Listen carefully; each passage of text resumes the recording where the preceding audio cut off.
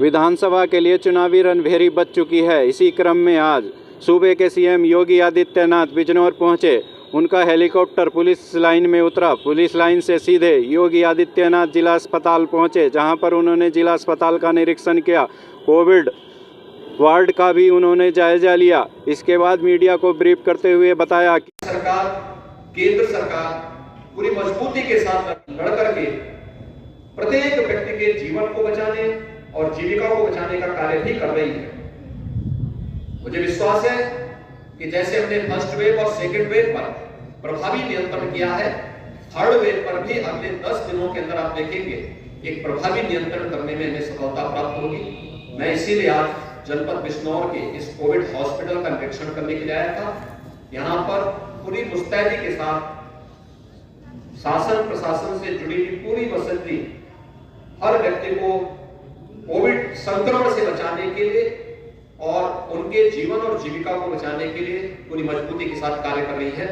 धन्यवाद। उन्होंने बताया कि उत्तर प्रदेश में 98% से अधिक वैक्सीनेशन का कार्य हो चुका है। बिजनौर में भी लगभग 43 लाख से अधिक लोगों को प्रथम डोज लग चुकी है। उन्होंने बच्चों, बुजुर्गों और गर्भवती महिलाओं से आह्वान किया कि ये जरूरी कार्य से ही बाहर निकले, अन्यथा घर पर रहें। अगर घर से कोई बाहर निकलता है तो उसको मास्क पहनना अनिवार्य है।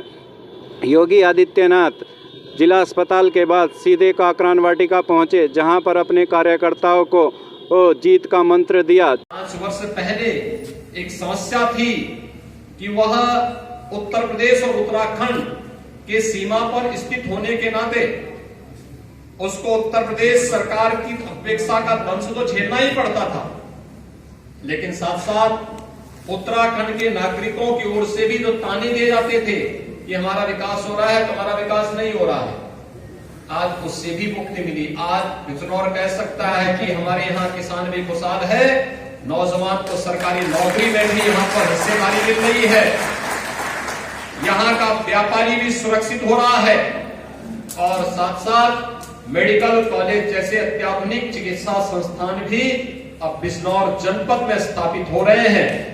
यहाँ की चीनी मिलों के पुनरुद्धार की कार्रवाई को भी सरकार ने व्यवस्थित रूप से आगे बढ़ाने का कार्य किया है। भाइयों बहनों, 5 वर्ष तक बिना रुके, बिना डिगे, बिना थके और बिना झुके हमारी सरकार ने प्रदेश के अंदर गांव का, गरीब का, किसान का, नौजवान का, महिलाओं के कल्याण के लिए बिना चेहरा देखे, बिना उसकी जाति और मत और मजहब पूछे उसे शासन की योजनाओं का लाभ दिलाया।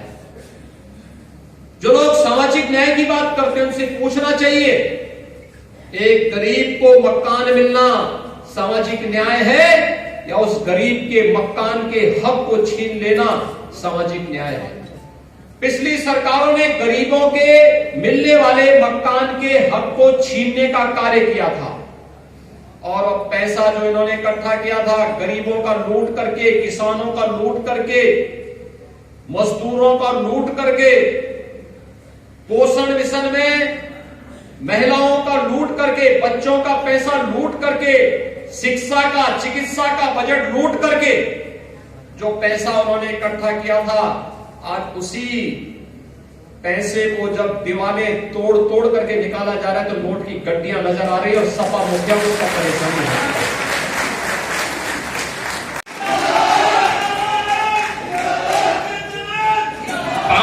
में दंगा नहीं हुआ होगा, क्योंकि दंगाई को मालूम था दंगा करेंगे तो आने वाली 7 पीढ़ियां भरते भरते थक जाएंगे, भर नहीं पाएंगे। लेकिन भाइयों बहनों, हमारी संवेदना तो स्पष्ट थी, गरीब के प्रति, नौजवान के प्रति, महिलाओं के प्रति, व्यापारी के प्रति, समाज के प्रत्येक तबके के प्रति। हमने चेहरा देखकर के योजनाओं का लाभ नहीं दिया, सबका साथ, सबके विकास की भावना के साथ इन योजनाओं को पहुंचाने का कार्य किया। लेकिन सपा हो या बसपा या कांग्रेस, इनकी नीति भी खराब थी और नियत भी खराब थी। ये चेहरा देखते थे, चेहरा देखकर की योजनाओं का लाभ देने का प्रयास करते थे और वो भी आधा अधूरा। क्योंकि पूरा तो उन्होंने कभी दिया ही नहीं और सोचा ही नहीं। उनकी संवेदना किनके प्रति थी? दंगाइयों के प्रति थी। उनकी संवेदना थी अपराधियों के प्रति। उनकी संवेदना थी पेशेवर माफियाओं के प्रति। उनकी संवेदना थी इस देश के आन बान और शान पर हमला करने वाले आतंकवादियों के प्रति। याद करिए, जब 2017 में हमारी सरकार आई थी, हमने 3 निर्णय लिए थे पहले दिन। पहला निर्णय था प्रदेश के लघु और सीमांत किसानों का 1 लाख तक का कर्जा माफ करने का। दूसरा निर्णय था बेटियों की सुरक्षा के लिए। इसके बाद योगी आदित्यनाथ बिजनौर से धामपुर और नजियाबाद में अपने कार्यकर्ताओं को जीत का मंत्र देंगे। बिजनौर से जनवाणी न्यूज के लिए ब्रजबीर चौधरी।